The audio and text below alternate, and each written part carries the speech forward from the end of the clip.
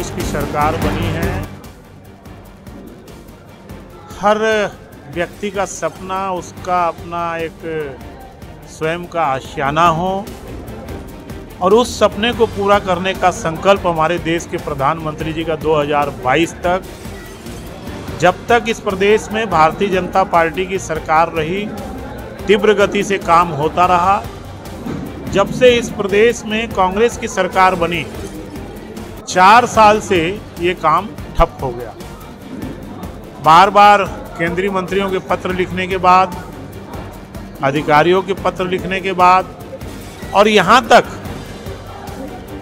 इसी सरकार के पंचायत ग्रामीण मंत्री रहे, जब उन्होंने त्यागपत्र दिया उस विभाग से, उनने उल्लेख किया कि कांग्रेस के जन घोषणा पत्र की कंडिका 36 में आवास अधिकार की बात हमने कही थी, लेकिन एक भी पूरा नहीं हो पाया।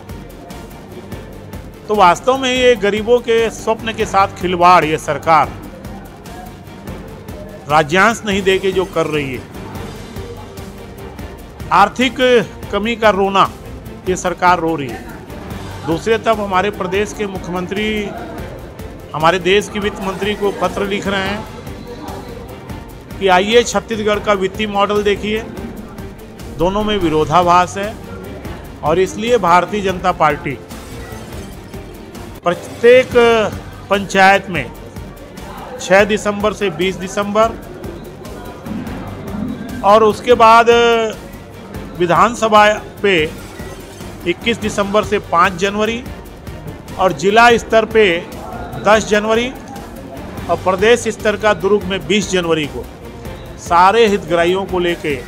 हम आंदोलन करेंगे और इस सरकार को मजबूर करेंगे कि वो जो प्रधानमंत्री जी के स्वप्न की जो घोषणा है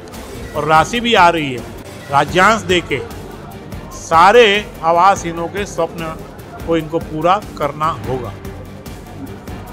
कांग्रेस की सरकार बनी है,